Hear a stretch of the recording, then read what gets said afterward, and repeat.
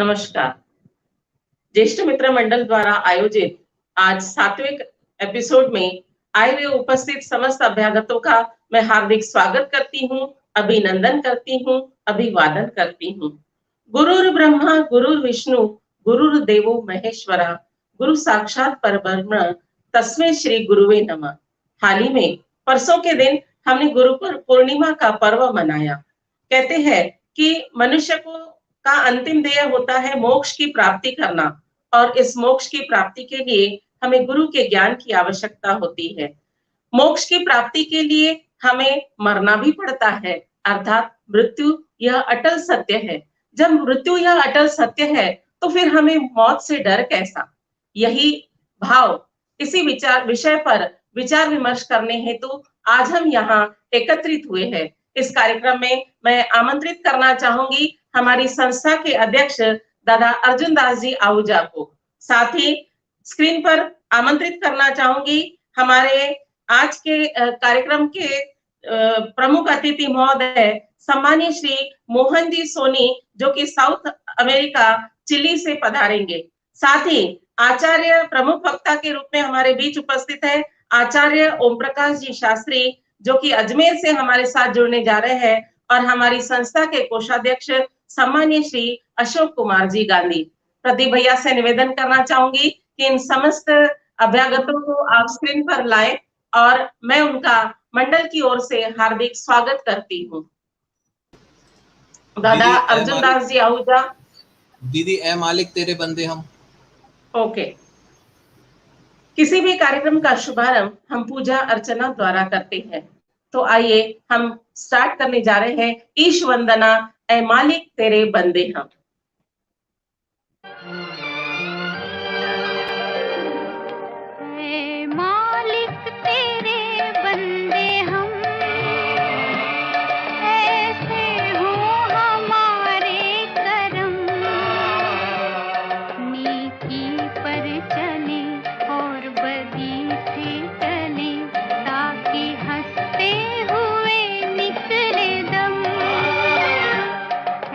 मालिक तेरे बंदे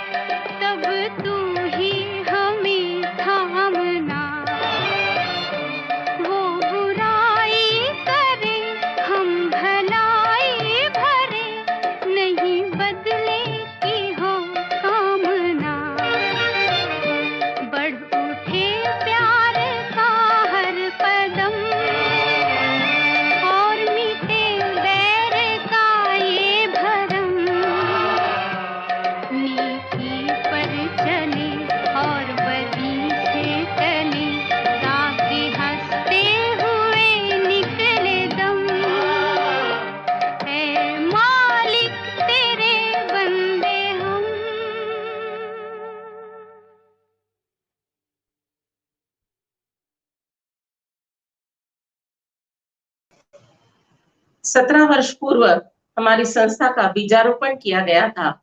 आज हमारी संस्था पुष्पित पल्लवित होकर मीठे वटवृक्ष के रूप में प्रदर्शित हुई है। वह मीठे फल देने वाली एक संस्था के रूप में उजागर हुई है। इसका संपूर्ण श्रेय जाता है हमारी संस्था के अध्यक्ष कर्मठ दादा अर्जुन दास जी आहूजा को। उन्हें मैं आज वेलकम स्पीच के लिए सादर आमंत्रित करती हूँ। दादा धन्यवाद अर्जुन संगीता दास जी। जी। धन्यवाद संगीता जी। ज्येष्ठ मित्र मंडल नागपुर द्वारा आयोजित एपिसोड नंबर 006 है। संगीता जी ध्यान में रखिए, ये एपिसोड नंबर 6 है। मृत्यु से भय कैसा। मैं आप सभी दर्शकों का मैं अर्जुन दास आहूजा, अध्यक्ष ज्येष्ठ मित्र मंडल, हार्दिक स्वागत करता हूं। साथ ही आज के मोटिवेशनल स्पीकर आचार्य ओम प्रकाश जी शास्त्री जो कि अजमेर से जुड़े हैं, तथा आज के प्रमुख अतिथि साउथ चिली अमेरिका से जुड़े श्री मोहन जी सोनी, दोनों का मैं हार्दिक स्वागत व अभिनंदन करता हूं।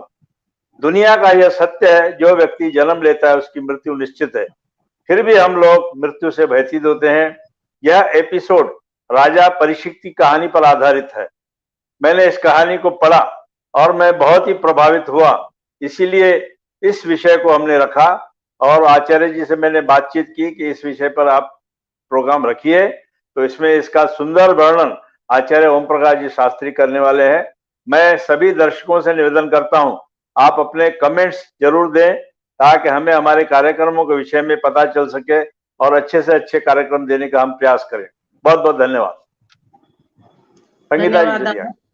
यकीनन है मौत जिंदगी का अंजाम और मरने के है कई रास्ते, मर के भी जिंदा है वे लोग जो मर गए इंसानियत के वास्ते, जो मर गए इंसानियत के वास्ते। सचमुच माना कि मृत्यु यह अटल है, परंतु अपने कर्मों से व्यक्ति आजीवन आमरण रह सकता है, अमर हो सकता है। यही भाव, यही विचारधारा को लेकर के आज हम उपस्थित हुए हैं। सर्वप्रथम मैं आज के अतिथियों को स्क्रीन पर आमंत्रित करना चाहूंगी। सम्मानीय श्री हमारे कोषाध्यक्ष सम्मानीय श्री अशोक कुमार जी गांधी, आज के प्रमुख वक्ता सम्मानीय आचार्य ओम प्रकाश जी शास्त्री एवं साउथ अमेरिका चिली से हमारे साथ जुड़ने वाले हैं सम्मानीय श्री मोहन जी सोनी।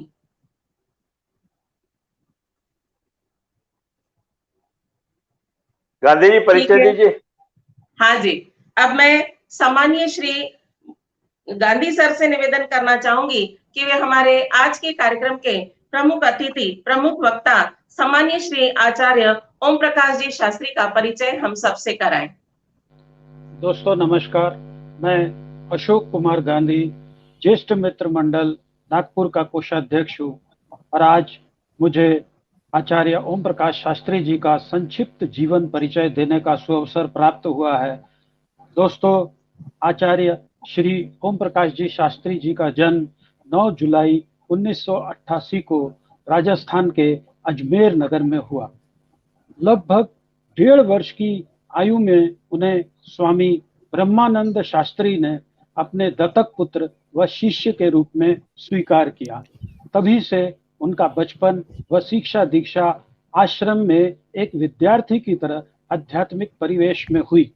उन्होंने करीब 30 वर्ष प्रेम प्रकाश आश्रम में विद्यार्थी के रूप में व्यतीत किए, जहां से उन्होंने अपनी आध्यात्मिक, शास्त्रीय और सांसारिक शिक्षा दीक्षा प्राप्त की।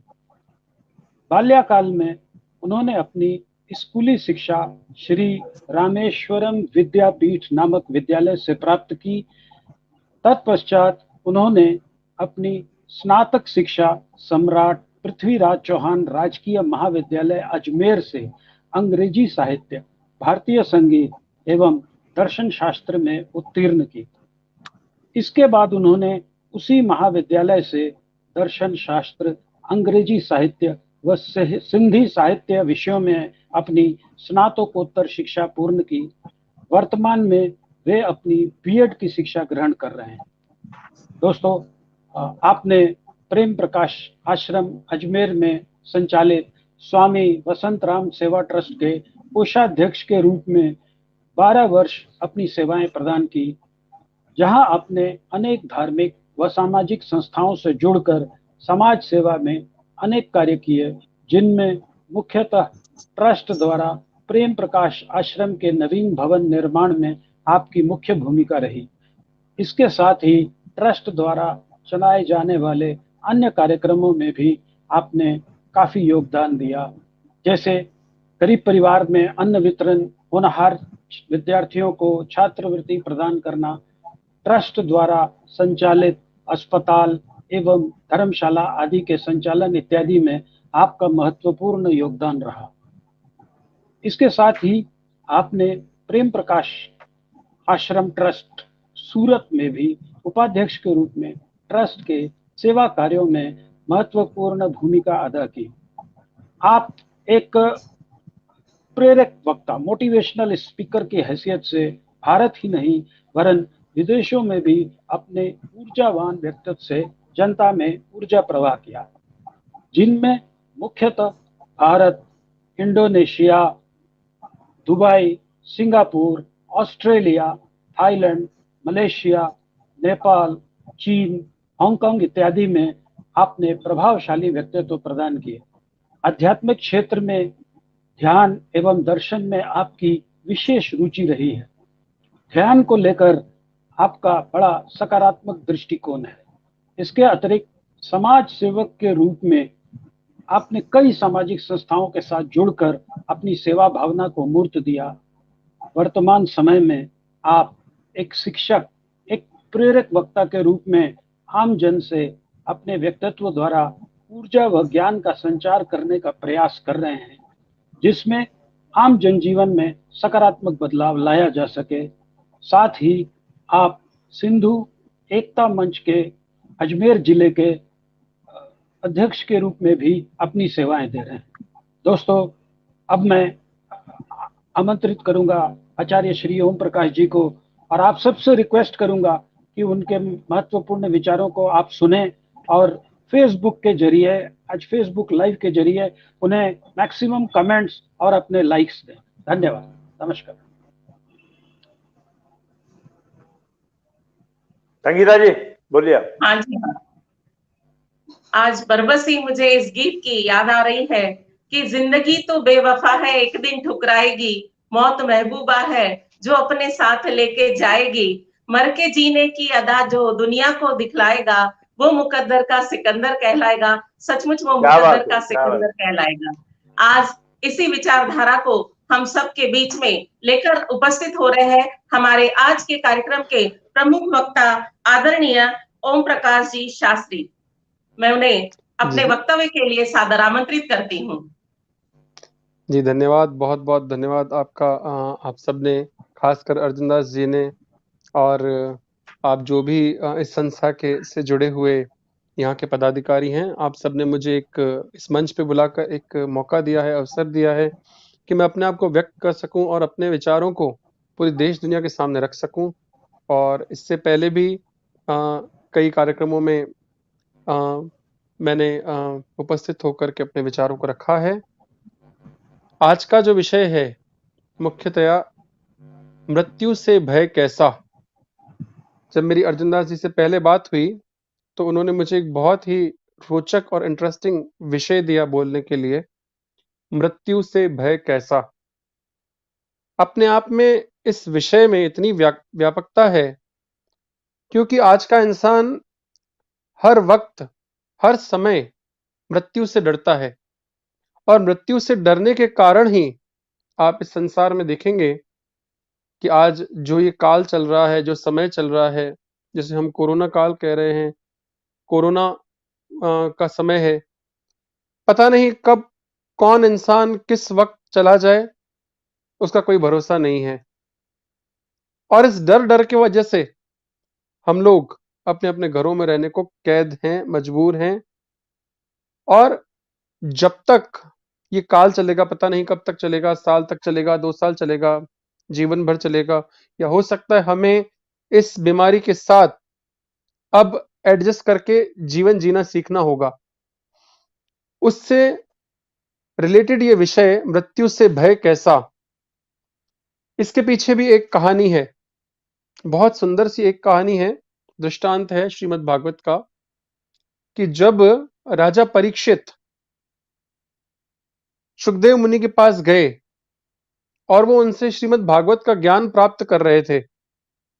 तो ज्ञान प्राप्त करते करते जब उनको तक्षक नाग ने डस लिया, ज्ञान प्राप्त करते करते श्रीमद् भागवत का श्रवण करते करते 6वें दिन महाराजा परीक्षित को, जब वो सुखदेव मुनि के पास जाकर के श्रवण कर रहे हैं, तो उन्होंने सुखदेव मुनि से एक बात पूछी और उनका मोह जब दूर नहीं हुआ, उनका मन बहुत अशांत, चंचल, शुद्ध हुआ जा रहा था, तो सुखदेव मुनि ने उनको मृत्यु का मोह दूर करने के लिए एक बहुत ही सुंदर प्रसंग सुनाया।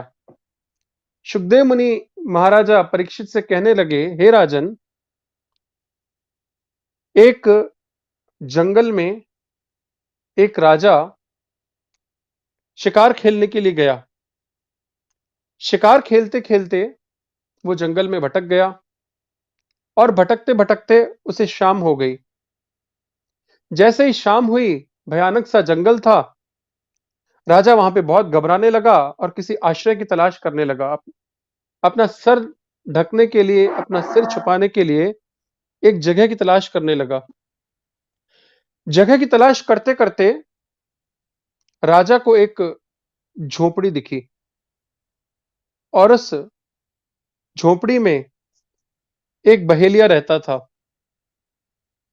झोपड़ी बहुत पुरानी सी थी और वो बहेलिया भी बहुत वृद्ध था, बहुत बूढ़ा था। वो ज्यादा चल फिर नहीं पाता था।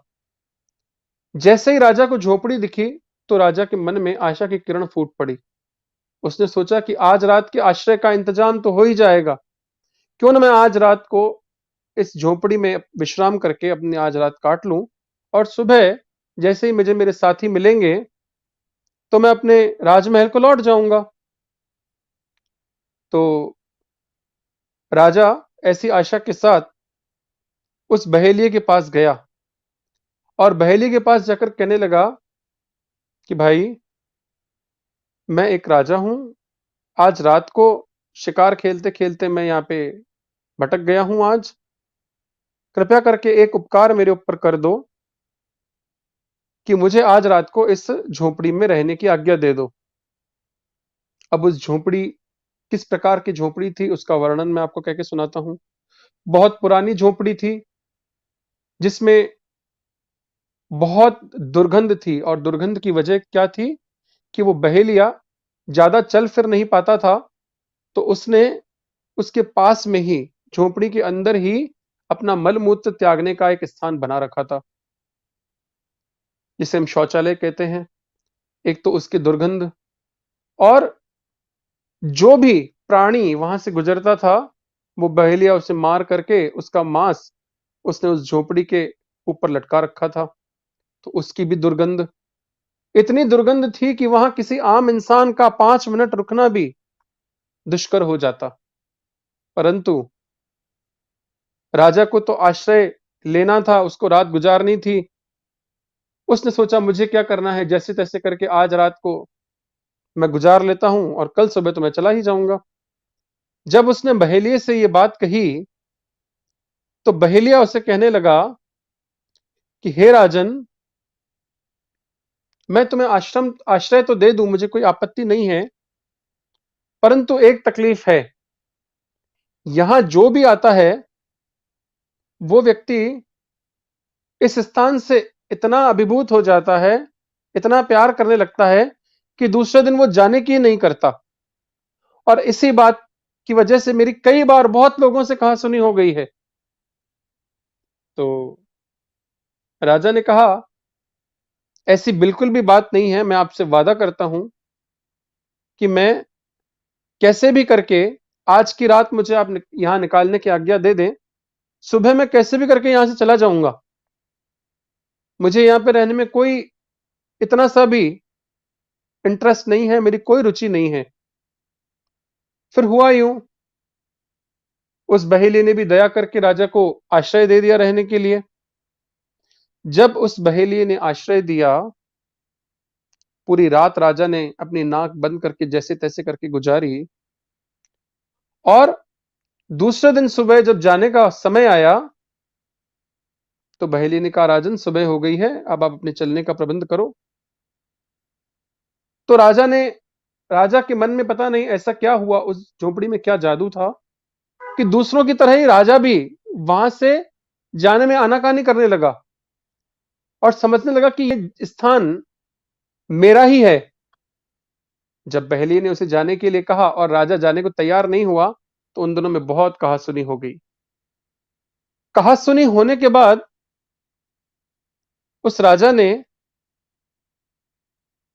बहेलिये को बोला कि अब तो मैं इस स्थान को नहीं छोड़ूंगा। बहेलिये ने बोला कि तुमने मुझसे कल रात को वादा किया था कि तुम इस स्थान को छोड़ दोगे और अब तुम इस स्थान पे कब्जा जमा कर क्या जताना चाहते हो। तो महाराज सुखदेव जी ने महाराजा परीक्षित से पूछा कि बताओ राजन, ऐसी गंदी दुर्गंध युक्त झोपड़ी में आकर जब राजा ने आश्रय मांगा और बहेलिये ने आश्रय दिया तो बताओ उसे अपना हक जमाना चाहिए या उसे वहां से चले जाना चाहिए। तो इस पर महाराज परीक्षित बोले, महाराज पहले मुझे बताइए कि ऐसा मूर्ख राजा कौन था, उसका नाम क्या है। इतनी महामूर्खता कैसे वो कर सकता है। एक तो झोपड़ी इतनी गंदी, ऊपर से वो एक राजा है, राजा के पास इतने सुंदर सुंदर महल, और किसी गरीब की झोपड़ी लेकर वो क्या जताना चाहता है। मलमूत्र दुर्गंध से भरी हुई वो झोपड़ी, ऐसे राजा को तो तुरंत वहां से चला जाना चाहिए। पहले मुझे ये बताओ कि वो राजा है कौन। तो इस पर महाराज सुखदेव जी ने हंस करके राजा को बोला, राजा वो मूल राजा तुम ही हो। इस मलमूत्र के शरीर में जिसमें अपार गंदगी भरी भरी है, 7 तत्वों से हमारा शरीर बना है। अस्थि, मज्जा, रक्त, वीर्य, मूत्र, मल, ऐसे 7 तत्वों से हमारा शरीर बना है। तुम समझते हो कि ये शरीर मेरा है, तुम समझते हो कि मुझे ये शरीर छोड़कर जाना नहीं है। कबीरदास जी की एक बहुत सुंदर पद है कबीरदास जी का, मैं वो पद कह के सुनाना चाहूंगा। रहना नहीं देश बिराना है, रहना नहीं देश बिराना है, यह संसार कागज की पुड़िया, बूंद पड़े गुल जाना है। यह संसार कांटे की बाड़ी, उलझ पुलझ मर जाना है। यह संसार झाड़ और जाखर, आग लगे बर जाना है। कहत कबीर सुनो भाई साधो, सतगुरु नाम ठिकाना है। क्या है ये संसार। संसार है गंदगी, द्वेष, राग, तकलीफों से भरा हुआ ये संसार, जिसमें हम निरंतर सुख की कामना करते हैं कि हम इस संसार से सुख कैसे प्राप्त करें। बहुत कोशिश करते हैं हम लोग कि इस संसार से हमें सुख मिल जाए किसी भी प्रकार। कभी कोई सुख धन में ढूंढता है, कभी कोई सुख यौवन में ढूंढता है, कभी कोई सुख स्त्री में, स्त्री पुरुष में, कभी कोई सुख ढूंढता है आजकल के जमाने में जैसे कारों में, किसी रेस्टोरेंट में, बड़े बड़े महलों में। हम समझते हैं कि एक बार जिंदगी में ये मिल जाएगा ना, उसके बाद मुझे कोई तकलीफ नहीं होगी। इस शरीर को सजाते हैं, संवारते हैं, निरंतर बड़े बड़े ब्यूटी पार्लरों में जाते हैं, बड़ी बड़ी जगहों पे जाते हैं, गर्मी से बचते हैं कि काले ना हो जाएं, धूप से बचते हैं, दुनिया भर के प्रसाधन, दुनिया भर के केमिकल लगाते हैं, लेकिन फिर भी ये शरीर जर्जर होने से बचा नहीं पाते। कितना हमने इस शरीर पर आज तक खर्च किया होगा, कभी हिसाब लगाइए।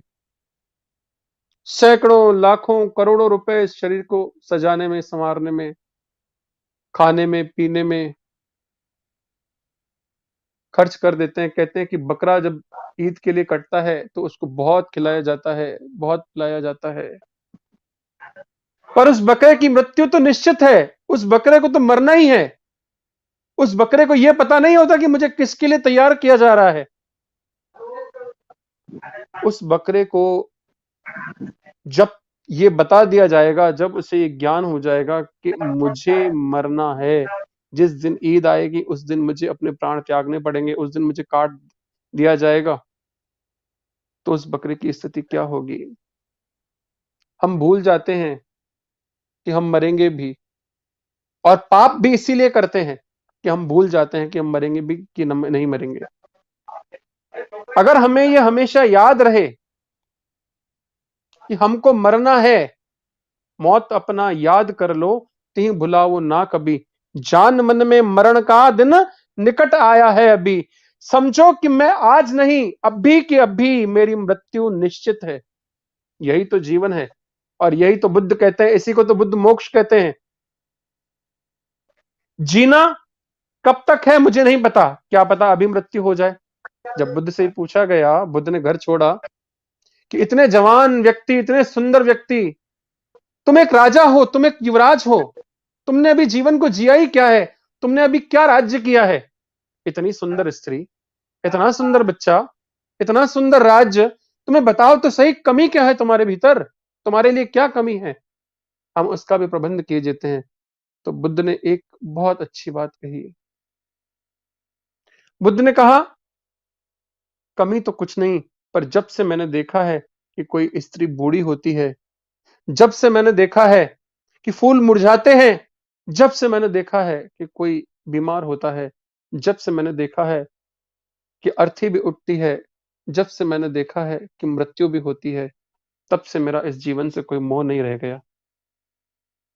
अब तो मुझे वो मार्ग ढूंढना है कि जिस मार्ग के द्वारा मुझे ये जन्म और मरण के इस चक्कर से दूर हो जाऊं। इस बार बार पुनरपि जननम पुनरपि मरणम पुनरपि जननी जठरे शयनम, ये बार बार पैदा होना, बार बार जन्मना, बार बार माता के गर्भ में आके 9 महीने तक उल्टा लटक के दुख पाना, तकलीफ पाना, और बार बार प्रभु से बार बार भीख मांगना कि प्रभु इस बार निकाल दे, इस बार बच जाऊंगा, इस बार दुखों से मुक्ति देगा, तेरा भजन जरूर करूंगा। हर बार हम ये भगवान से एक वादा करते हैं, लेकिन कभी वो वादा निभाते नहीं हैं। क्यों? क्योंकि लगता है कि हम कभी मरेंगे नहीं, क्योंकि लगता है कि मैं तो अमर हूं, लेकिन मरना पड़ता है। मरना अवश्यम भावी सत्य है। जब बुद्ध को यह पता पड़ा कि मरना पड़ेगा, तो उसने कहा कि क्यों ना ऐसा रास्ता खोजूं कि इस जन्म मरण के चक्कर से ही खत्म हो जाऊं, उससे ही हट जाऊं।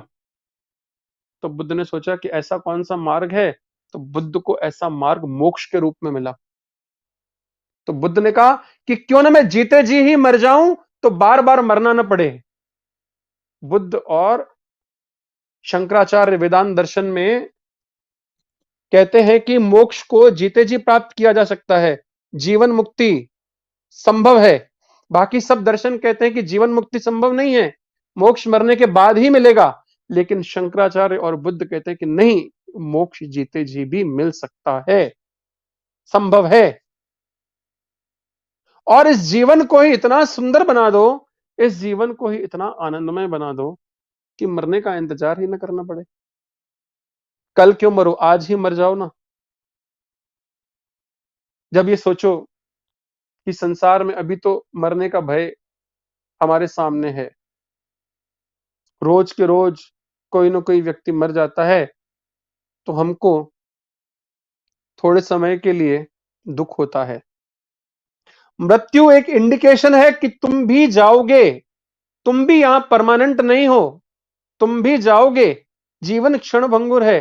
हर आदमी की मृत्यु हमारे आसपास हमको ये इंगित करती है, बार बार बार बार बार बार समझाती है, परंतु हम बार बार बार बार 2-3 दिन के बाद भूल जाते हैं कि हमारी भी मृत्यु होनी है। लोग बड़ी ज्ञान की बातें करते हैं, जब किसी की मृत्यु हो जाती है, लोग इकट्ठे होते हैं तो बहुत ज्ञान की बातें करते हैं, ऐसी बातें करते हैं कि लगता है कि बस अब महात्मा बुद्ध के स्थान पर यही लोग बैठेंगे, लगता है कि बस किसी शंकराचार्य के स्थान पर यही लोग बैठेंगे, दूसरे शंकराचार्य यही हैं। पर दुर्भाग्य से थोड़े समय के बाद, 1 दिन 1.5 दिन के बाद, वो आदमी जैसे ही भूख लगती है थोड़ी देर के बाद कहता है कि पहले खाना लाओ, बाकी सारी बातें तो दूर की बात, पहले नहाओ, पहले धो, पहले शरीर को संवारो। अभी अभी देखा कि एक शरीर मुर्दा होकर आग में जलने चला गया, पर फिर भी कहते हैं कि नहीं, पहले शरीर को संवारो, पहले शरीर को बनाओ, शरीर बनेगा तो सब कुछ है। हम मृत्यु के भय में आज हमने जीना भी छोड़ दिया है। जीवन को हम गलत समझ बैठे हैं, जीवन की परिभाषा ही हमने गलत कर दी है। जीवन की परिभाषा कभी ये नहीं है जो हम समझ के बैठे हैं। मरना तो है, तो क्या जो मरने के लिए जिंदगी है उसको हम जीना छोड़ दें? एक बहुत सुंदर पुरानी पिक्चर में, शायद मैं समझता हूँ आनंद पिक्चर में, एक बहुत अच्छा डायलॉग था राजेश खन्ना का कि बाबू मोशाय, इतने सारे पल मुझे जीने हैं, तो मरने के डर से मैं इतने जो पल मुझे जीने हैं 6 महीने में, क्या उनको जीना छोड़ दूं क्या मैं? नहीं, हर पल को ऐसे जियो जैसे वो हमारा आखिरी पल हो, पर उसको इतनी जिंदा दिली से जियो, इतनी जिंदा दिली से जियो कि बस इसी क्षण मुझे महा आनंद मिलने वाला है। जीवन से बड़ा आनंद और कौन सा है? ये जीवन कोई दुख की कड़ी नहीं है, ये जीवन महा आनंद की कड़ी है।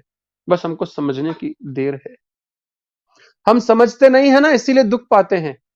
हम इस शरीर को अपना आप समझ बैठे हैं।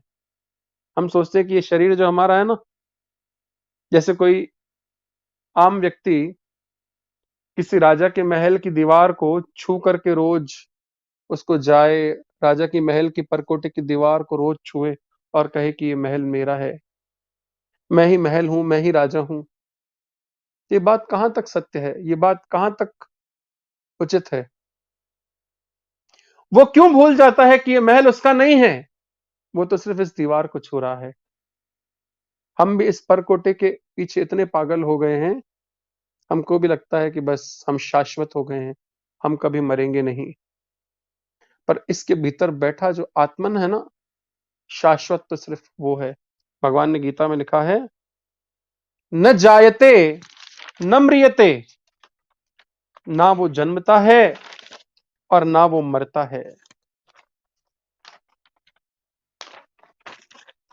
न जायते म्रियते वा कदापि, नायम भूत्वा भविता वा न भूयः, अजो नित्य शाश्वतोयम पुराणो, न हन्यते हन्यमाने शरीरे। यह आत्मा न किसी काल में जन्मता है, ना ही मरता है, क्योंकि यह अजन्मा, नित्य, सनातन और पुरातन है।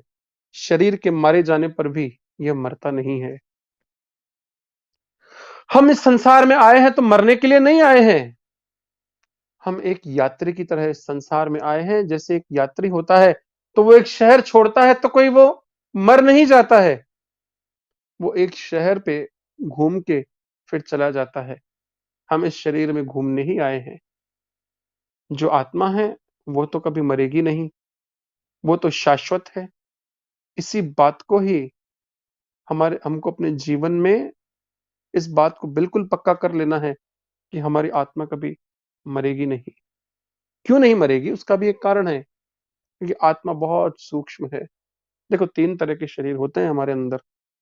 एक होता है स्थूल शरीर, एक होता है सूक्ष्म शरीर, एक होता है कारण शरीर। तो इन 3 तरह के शरीरों में पहले तो आता है स्थूल शरीर, जो हमारा पंच तत्वों से बना है। इस स्थूल शरीर को तो जाना ही है, क्योंकि यात्रा में इतना बड़ा शरीर लेके हम कहीं नहीं जा सकते। वो यात्रा बहुत सूक्ष्म है। आपने कभी किसी ने अगर रॉकेट साइंस पढ़ी हो, तो जब रॉकेट जैसे-जैसे ऊपर जाता है तो उसमें ईंधन होता है, नीचे भी ईंधन होता है, बीच में ईंधन होता है, ऊपर ईंधन होता है और लास्ट में सैटेलाइट होता है उसके ऊपर, जो सैटेलाइट अंतरिक्ष में छोड़ना होता है। तो जैसे ही रॉकेट 1000 फीट या 2000 फीट की ऊंचाई पे जाता है तो उसका पहला भाग उसमें से निकल के नष्ट हो जाता है। थोड़ा और ऊपर जाता है तो उसमें से दूसरा भाग भी नष्ट हो जाता है। थोड़ा और ऊपर जाता है तो तीसरा भाग भी नष्ट हो जाता है। लास्ट में जब वो सब परतों को तोड़ करके अंतरिक्ष में पहुंचता है तो सिर्फ उसमें वो उपग्रह ही रह जाता है, सैटेलाइट ही रह जाता है जो काम का है, बाकी सब नष्ट हो जाता है। हम जितना ऊपर जाएंगे उतना हमको हल्का होना पड़ेगा। और सबसे बड़ी बात, सबसे बड़ा बोझ हमारे ऊपर किस बात का है? मृत्यु के भय का बोझ है हमारे जीवन में। हमारी स्थिति हम क्यों इकट्ठा कर रहे हैं? हमारी स्थिति यह है, दिन रात हम सोचते हैं कि हम मरेंगे तो हम इतना छोड़ करके जाएं कि हम तो सुख से खाएं, पर हमारे बच्चे, हमारे पोते, हमारे पड़पोते और हमारी 7 पीढ़ियां भी खाएं। दुख का कारण ये नहीं है कि वर्तमान में हमारे पास नहीं है, वर्तमान में हम कमा नहीं पा रहे हैं, वर्तमान में हम खा नहीं पा रहे हैं, ये जीवन का दुख नहीं है। जीवन का दुख है कि मैं मर जाऊंगा तो मेरे पीछे वालों को कौन खिलाएगा? पीछे वालों को खिलाने वाला कौन है? आज हमें खिलाने वाला कौन है? मैं आपसे एक प्रश्न करता हूं, जो भी लोग इस कार्यक्रम को देख रहे हैं, कि आज हमें कौन खिला रहा है? वो परमात्मा ही खिला रहा है ना? क्या हम में किसी बात की शक्ति है? ईश्वर खिला रहा है। क्या हम में किसी बात की शक्ति है क्या कि हम उठकर भी खा सकें उसकी मर्जी के बिना? जब उसकी मर्जी के बिना एक पत्ता भी नहीं हिल सकता, तो हम व्यक्ति उसकी मर्जी के बिना कुछ खा सकते हैं क्या? ना पी सकते हैं, ना खा सकते हैं, ना चल सकते हैं। देख रहे हो ना, सुनते हैं किसी की मृत्यु हो जाती है, अरे अभी तो मेरे सामने थोड़ी देर पहले ही तो घूम रहा था, थोड़ी देर पहले ही तो शादी से आया, कितनी घटनाएं मैंने सुनी, थोड़ी देर पहले ही तो घूम करके आया, बोला कुछ नहीं है, मैं बिल्कुल ठीक हूं, मुझे थोड़ा बस एसिडिटी हो रही है, थोड़ा घूम लेता हूं, ठीक हो जाता हूं, वहीं की वहीं अपने प्राण त्याग दिए। ऐसी कितनी बातें, कितनी घटनाएं हम रोज सुनते हैं। जब एक क्षण का भरोसा नहीं है, एक सेकंड भी हमको पता नहीं है कि हम जिएंगे या नहीं जिएंगे, तो हम किस बात की चिंता कर रहे हैं? और जिस मृत्यु से तो हम डर रहे हैं ना, उससे डरने की बात ही नहीं है। मृत्यु से बड़ा आनंद तो कोई है ही नहीं इस संसार में। मृत्यु तो दुखों से छुटकारा दिलाती है हमको। इस शरीर के जो दुख है ना, कौन से दुख है बताइए इस शरीर के? जन्म, मृत्यु, जरा, व्याधि। शरीर के क्या दुख है? दुख दोषानुदर्शनम। जन्म, बार बार जन्मना, बार बार मृत्यु, बार बार जरा, मतलब ये बुढ़ा भी होता है, बच्चा होता है, छोटा होता है, फिर बड़ा होता है, फिर बड़ा होता जाता है, फिर एक दिन बुढ़ा हो जाता है, फिर बुढ़ा होके क्या होता है, एक दिन खत्म हो जाता है। जब खत्म हो जाता है तो फिर जलाना भी पड़ता है इसको। क्या इस शरीर को रख सकते हैं हम? नहीं, ये शरीर रखने जैसा नहीं है। थोड़े दिनों में ही, 1 दिन रखोगे, 2 दिन रखोगे, चाहे कोई भी व्यक्ति हो, चाहे कितना ही धनवान हो, आज दुनिया इतनी मेहनत कर रही है कि शरीर को कितना हम जला सकते हैं, हम अमर कैसे बने, इसके ऊपर बहुत बड़ा प्रयास पश्चिमी संस्कृति में चल रहा है। लोग लाखों डॉलर, मैंने बीच में सुना था कि लाखों करोड़ों डॉलर खर्च करके अमीर लोग अपने शरीर को रिस्टोर करवा रहे हैं जिससे कि वो जी सकें। पता नहीं क्या साइंस है, क्या विज्ञान है, मैंने ज्यादा नहीं पढ़ा, पर मैंने ये बात थोड़ी बहुत सुनी है। क्या फायदा हो जाएगा? मैंने एक बहुत सुंदर कथा सुनी है सिकंदर की। किसी ने सिकंदर को बोला, शायद सिकंदर या कोई और, हमको तो उस कथा में से सार लेना है, हमको तो उस कथा में से प्रेरणा लेनी है, हमको तो उस कथा में से ज्ञान लेना है, बस इतना ही। एक व्यक्ति को या सिकंदर को जीने की आशा थी, बहुत जीने की आशा थी। उसने सोचा कि मैं अमर हो जाऊं तो पूरी जिंदगी अपने राज्य पर राज्य कर पाऊंगा, कभी मरूं ही नहीं, पूरा राज्य मेरा हो जाएगा, मेरा है ही, और हमेशा इस राज्य का सुख भोगूंगा। तो उसने क्या किया? वो अपने एक बहुत अच्छे संत के पास गया, अपने गुरु से मिला, अपने संत से मिला। उसने उसको बोला कि महाराज जी, मुझे ऐसा कोई उपाय बताइए कि मैं मरूं ही नहीं, मैं बहुत टाइम तक जीता रहूं, बहुत टाइम तक जीता रहूं, अमर हो जाऊं।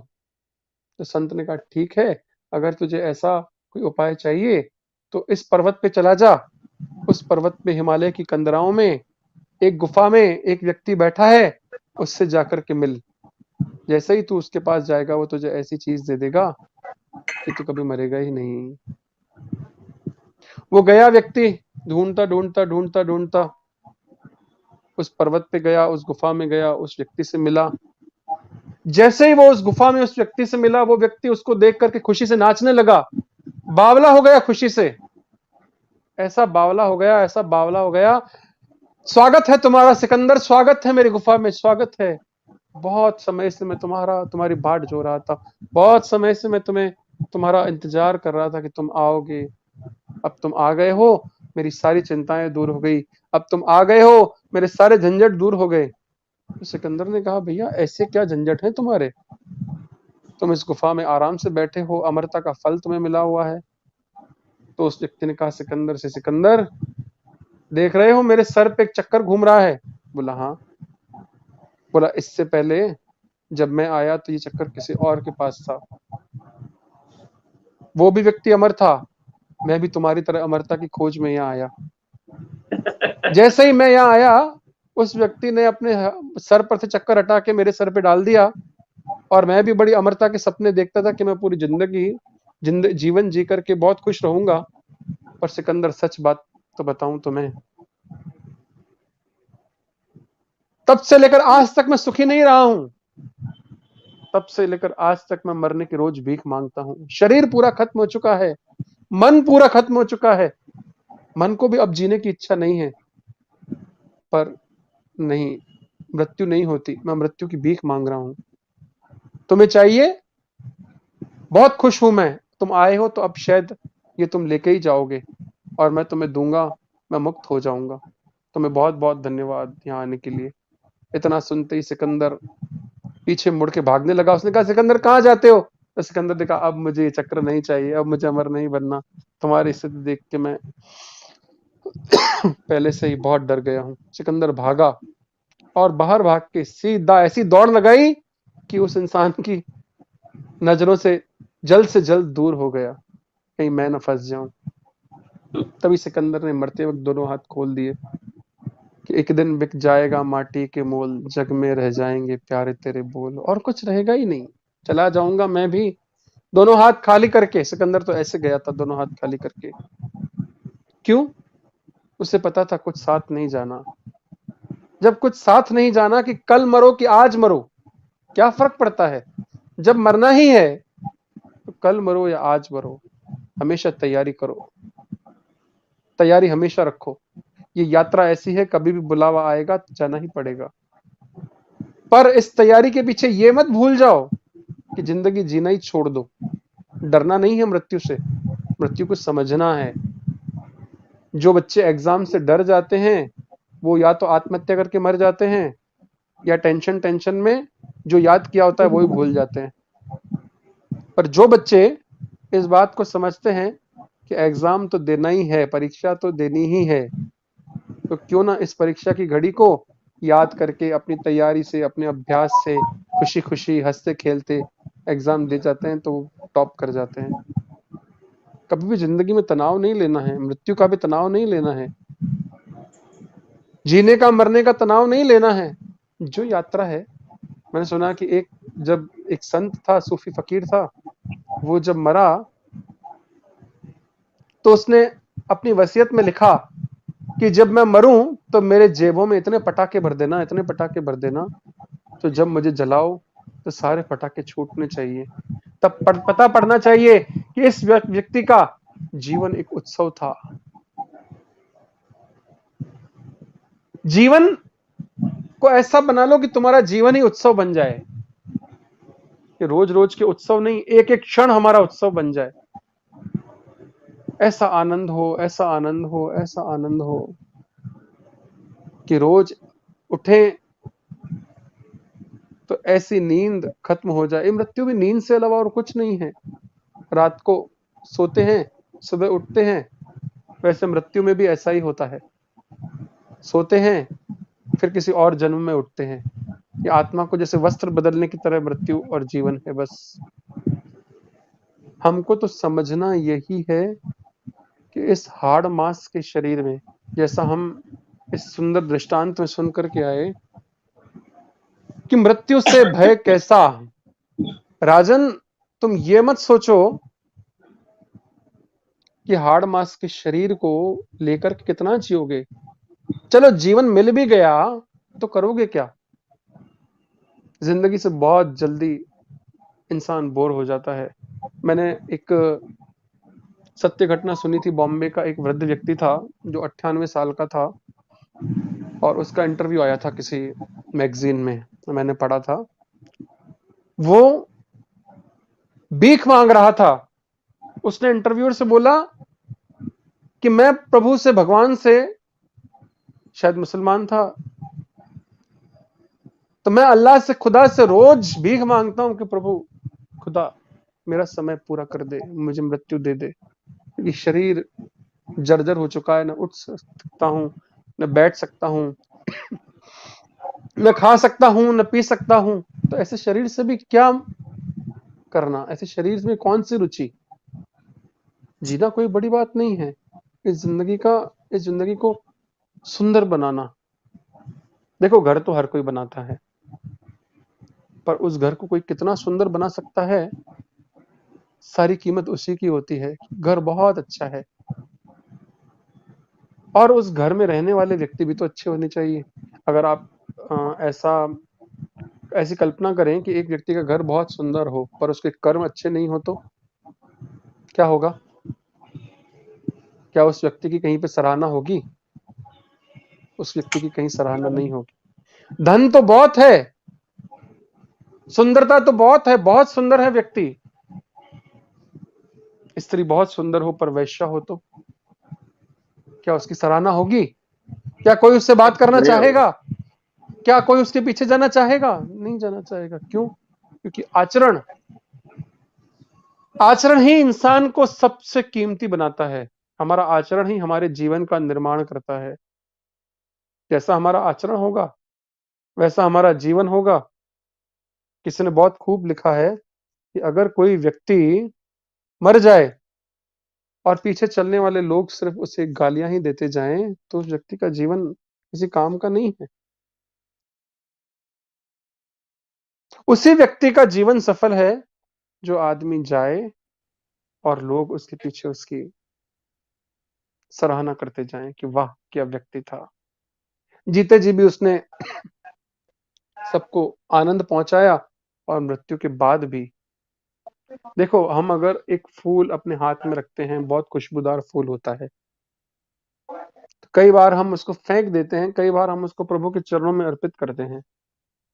पर फूल हमारे हाथों से जाने के बाद या फूल उस पौधे से टूटने के बाद भी हमें क्या देता है? खुशबू देता है। खुशबू देता हमारे हाथों से जाता है तो भी खुशबू देता है, उस पेड़ से टूटता है तो भी खुशबू देता है। खुशबूदार फूल की बात कर रहा हूं मैं। ऐसे फूल जो खुशबू नहीं देते हैं वो खुशबू नहीं देते हैं। जो नहीं देता है सो नहीं देता है। अपने जीवन को ऐसा बना लो कि जहां भी जाओ, मर भी जाओ तो कोई गम नहीं, लोग कहें कि वाह क्या आदमी था। जीते जी सबको आनंदित कर गया और मृत्यु के बाद भी सबको आनंदित कर गया। ये इंसान की असली पहचान है। बाकी तो कितनी देर दुख होता है। हम सोचते हैं कि ये स्त्री, पुरुष, बच्चे, पोते, परपोते, ये सब मेरे सगे हैं, ये मेरे बिना जी नहीं पाएंगे। हमको ये बहुत बड़ा भ्रम रहता है, हर व्यक्ति को रहता है। पर कितने दिन पहले देखिए, पहले जमाने में लोग कोई मर जाता था तो महीना महीना भर उसका शोक मनाते थे। फिर वो घट के 12 दिन हो गया और 12वें के बाद फिर आज पगड़ी की रस्म होती है, तो तीसरे की बैठक होती है, तो उसी दिन 12वां भी कर देते हैं कि बार बार कौन आएगा, कौन करेगा, कौन बैठेगा, और नीचे लिख देते हैं कि इसके बाद कोई बैठक नहीं होगी।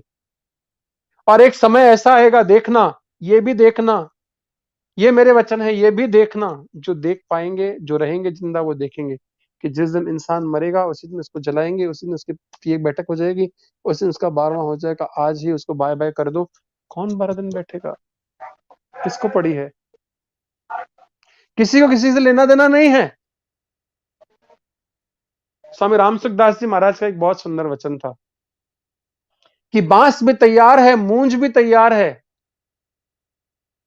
लकड़ी भी तैयार है, नए पेड़ नहीं लगाने पड़ेंगे, और तुम्हें जलाने वाले, तुम्हें उठाने वाले भी तैयार हैं, वो नए नहीं जन्मेंगे। बस तुम आंखें बंद करो, उससे पहले सब सामान इकट्ठा हो जाएगा और तुम्हारे को ले जाने की तैयारी हो जाएगी। तो किस बात का अभिमान, किस बात का मोह? यही तो हम सोचते हैं, यही तो हम गलती कर जाते हैं कि मैं तो शाश्वत रहूंगा। सोचो, इस संसार में मृत्यु का भय होने के बावजूद भी इतनी बदमाशी, इतनी चोरी, इतनी यारी, इतना झूठ, इतना फरेब है। जिस दिन मृत्यु का भय खत्म हो जाएगा उस दिन तो क्या हालत होगी इस संसार की। तो हम कोई अच्छे कर्म नहीं करेंगे, हम अच्छे कर्म करते इसीलिए कि हमको स्वर्ग की प्राप्ति हो, और उस स्वर्ग की प्राप्ति में भी क्या मिले। अर्जुन दास जी और जो हमारे दूसरे भाई साहब हैं, मैं उनसे पूछना चाहूंगा एक सवाल कि हम लोग इतने अच्छे कर्म करते हैं तो हम अच्छे कर्म क्यों करते हैं? क्या आप मुझे बता सकते हैं कारण? किसकी आशा में करते हैं? क्या चाहिए हमको अच्छे कर्म करके? खुशबू होनी चाहिए, जाने के बाद खुशबू आनी चाहिए। मैंने तो ऐसा पुराणों में पढ़ा है, लोगों से सुना है कि लोग जो मर जाते हैं तो मरने के बाद वो चाहते हैं कि हमें स्वर्ग मिले। ऐसा ही कुछ है ना, कि हम हाँ, स्वर्ग में ऐसा ही है। पहुंचेंगे। ठीक, हाँ, बराबर। तो आप स्वर्ग में पहुंच करके क्या करेंगे?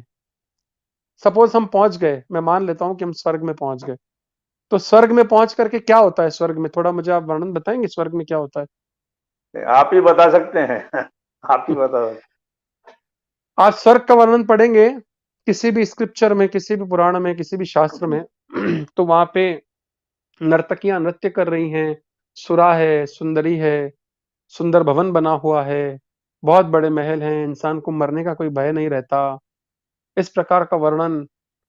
डांस करने वाले डांस कर रहे हैं, स्त्रियां नाच कर रही हैं, अप्सराएं नृत्य कर रही हैं, खाने का पीने का कोई कमी नहीं है, धन अपार है, जो भी यही सुख हम स्वर्ग से आशा करते हैं। हाँ, तो बराबर। यहाँ भी इन्हीं सुखों के पीछे घूमते हैं, वहां भी वही सुख मिलेंगे, तो अंतर क्या रह गया? कोई कोई नहीं, अंतर तो कोई रहा ही नहीं, नहीं। सब यही तो है। ये सब तो हम यहाँ भी प्राप्त कर सकते हैं। धन जिसके पास यही है है तो वो सब। यही करता है, सब यही सब प्राप्त यही कर है। सकता है। लेकिन उसके बावजूद भी खुशी क्यों नहीं है? जिसको खुशी यहाँ नहीं मिली उसको वहां पे कौन सी खुशी मिल जाएगी? जिसको यहाँ नहीं खुशी मिलेगी। नहीं मिली उसको वहां भी खुशी नहीं मिलेगी, क्योंकि नहीं मिलेगी, आनंद कहाँ बराबर। है? आनंद तो मन हमारे में। भीतर में है ना। हाँ, मन स्वर्ग में। में आनंद मन नहीं और यहाँ भी आनंद नहीं। मन में। जिसने यहाँ नहीं मन खोजा, में, मन में। मन में आनंद है। तो इसलिए सही उस बात। आनंद की खोज में ही हमें निकलना है। और आनंद की खोज होगी कैसे? जब हम उसे महसूस करना प्रारंभ शुरू कर देंगे, करेंगे। स्टार्ट कर देंगे। देखो, बराबर। हम लोग अगर बाहर खड़े हों, बहुत हवाएं चल रही हो, तेज हवा चल रही हो, अगर मेरा नाक बंद होगा तो हवा आएगी क्या? थोड़ी देर नहीं और नाक आएगी। बंद कर दूंगा तो मर जाऊंगा मैं। मर जाएंगे, बराबर। देखो, संसार में प्रभु का आनंद तो हमेशा बरस रहा है, पर हमने ना नाक बंद कर रखी है। तो हमें ना तो प्रभु के कृपा की खुशबू महसूस हो रही है, ना इस प्रभु के दिए हुए जीवन का हम आनंद ले पा रहे हैं। और इसीलिए क्योंकि हमने अपनी नाक बंद कर रखी है, और एक दिन आता है हम मर जाते हैं बिना आनंद लिए। तो हमसे बड़ा मूर्ख इस संसार में और कौन होगा? हर व्यक्ति मूर्ख है, हर व्यक्ति मूर्ख है जो अपने जीवन का आनंद लेके नहीं जाता है। समझदार वही है, सयाना वही है जो इस जीवन का आनंद लेके जाता है। बुद्ध महावीर जैसे लोग सयाने हैं, पैगंबर बराबर। मोहम्मद जैसे लोग सयाने हैं, जीसस क्राइस्ट जैसे लोग सयाने हैं। मैं इसके लिए किसी एक धर्म विशेष की, किसी एक धर्म विशेष को सहारा नहीं कर रहा हूं, कुछ नहीं कर रहा हूं। मैं उन महापुरुषों की बात कर रहा हूं जिन्होंने अपने जीवन में कुछ अच्छी बातें फैलाई, जिन्होंने संदेश दिया, जिन्होंने अपने जीवन को एक आदर्श बनाया, जिसके पीछे हजारों लाखों लोग चल के अपने जीवन को बना सकते हैं। तो जरूर उनके जीवन में ऐसी तो कोई बात होगी ना कि आज लोग उनके पीछे पागल हैं, अपनी जान पर खेलकर भी उन महापुरुषों के देव वचनों का सम्मान करते हैं, उनकी रक्षा करते हैं। तो अपने जीवन को ऐसा आनंदित बना दो, किसी और चीज की जरूरत ही ना रहे। और हमें क्या चाहिए? किस चीज की आवश्यकता है आनंदित रहने के लिए? क्या मुझे कोई बता सकता है कि किस चीज की आवश्यकता है? आनंद आता है संतोष से। किससे आता है? संतोष विवेक से। से, संतोष से, सद्गुणों से आनंद आता है। जैसे हम एक बगीचे में जाते हैं, तो वहां कांटों को देख करके खुश होते हैं या फूलों और फलों को देख करके खुश होते हैं? फूल और फल। और जब हम उन फूलों और फलों को तोड़ते हैं और खाते हैं, फल अगर खट्टा निकलता है तो फिर कैसी भावना आती है? सही बात है। मन खराब हो अच्छा जाता नहीं है ना। लगता। और अच्छा नहीं अगर लगता। फल अगर मीठा हो, फूल अगर खुशबूदार हो तो कैसी भावना आती है कि मन बड़ा मन आनंद आ प्रसन्न हो गया, जाता बड़ा मजा आ गया, मन प्रसन्न हो गया, बड़ा आनंद है। आ मन गया, ऐसा प्रसन्न फल खाया। मैंने तो कभी ऐसा फल जीवन में खाया ही नहीं, इतना मीठा फल, इतना मीठा सेब, वाह! यही निकलता है ना पहला अक्षर। ये बराबर है। बस जीवन तो सबका होता है, उपवन तो सबका है, बगीचे तो बहुत सारे हैं, पर जिस जीवन में जिस व्यक्ति के मुंह से मीठे बोल निकल जाएं, जिसको देख करके इंसान बोले वाह क्या इंसान है, तो बस उसी का जीवन सफल है, बाकी तो सब बेकार, व्यर्थ है जीवन। तो भय कौन करे, डरे कौन? कौन डरता है बताओ? डरता वो है, कहते हैं चोर की दाढ़ी में तिनका। जिसके जीवन में कुछ झोल होता है ना, वो डरता है। सत्यवादी व्यक्ति कभी डरता नहीं है। सही जिसके बात। जीवन में कोई झोल नहीं, उससे मृत्यु से भय कैसा? उसको डरने की जरूरत ही नहीं है। मरेगा वो जिसने कुछ नहीं किया हो, जिसने कुछ कर लिया है, उसके लिए तो मृत्यु और जीवन में कोई फर्क ही नहीं है। कोई फर्क नहीं। कोई फर्क नहीं है। कोई फर्क नहीं। सही संन्यास बात। क्यों लिया जाता है? संन्यास क्यों लिया जाता है? संन्यास इसलिए लिया जाता है, जिस दिन व्यक्ति संन्यास ग्रहण करता है उस दिन उसका गुरु उसको बोलता है कि आज से तू संसार के लिए मर गया, आज से तू संसार के लिए मर गया। सन्यासी व्यक्ति संसार में रहने के बिल्कुल भी उसको आज्ञा नहीं है। संसार में रहने की आज्ञा नहीं है। संसार में रहा तो संन्यास क्यों लिया? फिर तो ग्रस्त जीवन जीकर भी वो मस्ती से जी सकता है ना। नहीं तो ग्रस्त और सन्यासी में क्या फर्क? अगर संसार में ही रहना है तो ग्रस्त और सन्यासी में क्या फर्क? सन्यासी कहते ही उसको है जो संसार के लिए मर गया। पर आज क्या हो रहा है? सन्यासी व्यक्ति सिर्फ धन संग्रह की आशा में, समाज में अपना अपना प्रभाव जमाने की आशा में, राजनेताओं के पीछे, बड़े बड़े लोगों के पीछे अपनी बेपरवाही को कॉम्प्रोमाइज कर रहा है। देखो, एक फकीर एक राजा से कम नहीं होता है। क्यों? क्योंकि राजा भी बेपरवाह होता है और फकीर भी बेपरवाह होता है, सन्यासी भी बेपरवाह होता है। पर आज सन्यासी, संत, महात्मा विषयों में, लोभ में अपने उस प्रभु की मस्ती को ही खो दे रहे हैं। इसीलिए आज कहते हैं, महात्मा बुद्ध के पास एक स्त्री गई, कहने लगी कि मेरा बच्चा मीठा बहुत खाता है, इसको आप थोड़ा समझाओ कि मीठा खाना बंद करे। तो महात्मा बुद्ध ने कहा कि 15 दिन के बाद आना। तो 15 दिन के बाद जब गई अपने बच्चे को लेकर, तो बुद्ध ने बोला कि बेटा मीठा खाना बुरी बात होती है, मीठा मत खाया करो। तो स्त्री ने कहा कि ये बात तो आप 15 दिन पहले भी बोल सकते थे, अभी क्यों बोल रहे हैं? तो महात्मा बुद्ध ने एक बहुत अच्छी सी बात कही उनको कि 15 दिन पहले तक मुझे भी मीठा खाना बहुत पसंद था, मैं भी बहुत मीठा खाता था। तो जब मैं ही मीठा खाता हूं तो मैं दूसरे को बोलूंगा तो कैसे छोड़ेगा? जब व्यक्ति खुद ही संसार के सुख भोगों में लिप्त है, तो वो व्यक्ति किसी और को कुछ बोलेगा तो कोई संसार मानेगा क्या? इसीलिए माँ बाप खुद बीड़ी सिगरेट पी रहे हैं और बच्चों को मना कर रहे हैं कि बीड़ी सिगरेट मत पियो, ड्रिंक मत करो, नॉनवेज मत खाओ, तो बच्चे कैसे मानेंगे? पहले अपने आचरण में लाओ, उसके बाद बच्चों के आचरण में तुम्हें स्वतः ही दिख जाएगा। जैसा तुम परिवार बनाओगे, जैसी तुम राह चुनोगे, जैसा तुम जीवन बनाओगे, वैसा तुम्हारा जीवन बन जाएगा। बस समय भी हो चुका है, मैं ज्यादा समय नहीं लेता हूँ। 8 बज चुके हैं, तो मैं इस शो के होस्ट जो भी हैं, अर्जुनदास जी और मैडम संगीता दलवानी जी, प्रदीप जी हमारे टेक्निकल टीम में, और माननीय कोषाध्यक्ष महोदय, उन सबका मैं हार्दिक अभिवादन करता हूं कि आपने इतना सुंदर समय दिया मुझे बोलने के लिए। और हमारे विशेष अतिथि मोहन सोनी जी, उनका भी एक हार्दिक अभिनंदन। और इतना प्यार दिया आपने, वो प्यार हमेशा आपका याद रहता है, याद है। मोहन जी मुझसे पहले भी 2-3 कार्यक्रम मिल चुके हैं। उनका प्यार, उनका मिलना, ये हमेशा ही आपके प्यार की ही कीमत है और वही हमेशा मुझे याद रहता है। अर्जुनदास जी महीनों से लगे हुए हैं मेरे साथ, जब से ये शो तय हुआ है, बार बार मुझे याद करते हैं, बार बार मुझे याद दिलाते हैं कि आपको शो करना है, आपको बातें करनी है और आप तैयारी कर लो। मैंने कहा तैयारी तो इंसान मरने की भी करता है, फिर उस मरने का इंतजार थोड़ी करते हैं। कोई बात नहीं, जब घड़ी आएगी तो अपने आप हो जाएगा, स्वतः हो जाएगा, ऑटोमेटिकली हो जाएगा। जीवन भी अपने आप ही हो जाता है, मृत्यु भी अपने आप ही हो जाती है, कुछ करने की जरूरत थोड़ी पड़ती है। आपने जन्म लेने की तैयारी की क्या कभी कि अब मैं जन्म लूंगा? नहीं नहीं नहीं नहीं, याद भी नहीं है कि जन्म लूंगा। अपने आप जन्मते हैं, अपने आप मरेंगे भी। इसकी तैयारी क्या करनी? इसके लिए बैंक बैलेंस क्या इकट्ठा करना? कुछ नहीं, डरो मत, बराबर। जब होना होगा, घटना घटनी होगी तब घटेगी। तैयार हो जाओ, बस तैयारी अपनी हमेशा रखो, हर क्षण रखो, हर पल रखो। बस आज के लिए इतना ही। अर्जुन दास जी, मोहनदास जी और पूरी टीम को, ज्येष्ठ मित्र मंडल को मेरी तरफ से हार्दिक शुभकामनाएं, बहुत बहुत धन्यवाद और जल्द ही आपसे फिर मुलाकात की आशा के साथ धन्यवाद। Thank you sir, thank you, बहुत बहुत धन्यवाद। बहुत खुशी हुई, आपके जो वचन है हमने सुने, हमारे दर्शकों ने भी सुने, और जो भी आपके बातों को फॉलो करेगा वो जन्म मृत्यु के चक्कर से बच जाएगा। यहाँ भी सुख वहां भी सुख होगा, वहां भी सुख, महाआनंद को प्राप्त करना है इलोक भी सुखी परलोक भी सुहेला जी।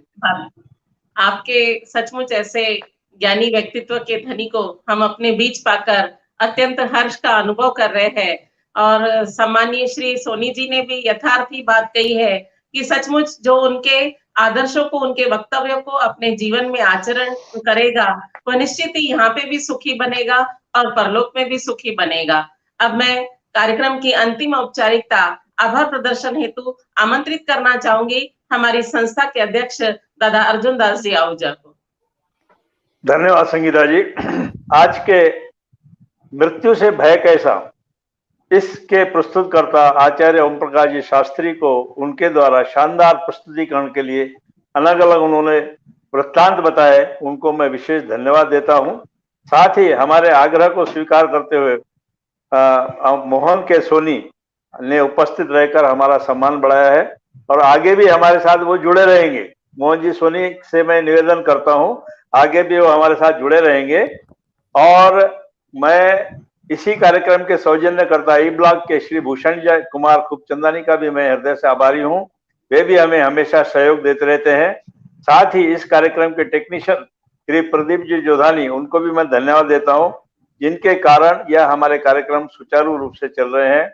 और आगामी जो कार्यक्रम है वो है 8 अगस्त 2021, 7 से 8 समय रहेगा और कृष्ण सुदामा की मित्रता के ऊपर आधारित है। वो जैसे गरीब अमीर की मित्रता हो, किसी राजा और रंक की मित्रता हो, उसी प्रकार कृष्ण और सुदामा की मित्रता के ऊपर यह आधारित है। और इसको प्रस्तुत करने जा रही है जयपुर से प्रोफेसर माया वसंतानी। मैं फिर से पुनः सभी को धन्यवाद देते हुए सभी को, प्रदीप जी सभी को स्क्रीन पे लाइए, सभी को स्क्रीन पे लाइए। आ गए दादा। फिर से मैं आप सभी का धन्यवाद व्यक्त। मोहन जी आप कुछ बोलना चाहेंगे? और जी सर, बहुत बहुत शुक्रिया आपका, धन्यवाद, दिल से धन्यवाद है, आपने हमें इस शो पे बुलाया, बहुत बहुत धन्यवाद। और हम हमेशा आपके साथ हैं, हमेशा साथ। बहुत संगीता जी समाप्त। कहते हैं कि मनुष्य जब माता के गर्भ में होता है तो वह ऊर्ध्वता करता है, वह ईश्वर से प्रार्थना करता है कि मुझे इस गर्भ से बाहर निकालो तो मैं आपका स्मरण करूंगा। और 2.5 घंटे स्मरण करने की वह वादा करता है ईश्वर को। परंतु जब वह संसार में आता है तो वह यहाँ के आस्वाद, यहाँ की रंगीन दुनिया में इतना खो जाता है कि ईश्वर को ही विस्मृत कर देता है। वास्तव में जो व्यक्ति अपने ईश्वर के आराध्य रूप को सतत आराधना करता है, उसके अच्छे आचरण को स्वीकार करता है, वही सही मायने में मृत्यु से भय रहित हो जाता है। यही भाव, यही संदेश अपने वक्तव्य में दिया सम्मानीय श्री आचार्य ओम प्रकाश जी शास्त्री ने। आगे भी आपसे यूं ही हम मिलते रहेंगे। अब इस शो में आए हुए सम्मानीय श्री मोहन जी सोनी को मैं पुनश्च धन्यवाद देती हूँ कि आपका आशीर्वाद एवं सहयोग हम सबसे बना रहेगा। साथ ही हमारे संस्था के कोषाध्यक्ष सम्मानीय श्री गांधी जी को भी धन्यवाद देती हूँ कि उन्होंने बहुत ही उत्तम वाणी से अतिथि महोदय का परिचय हम सबसे कराया।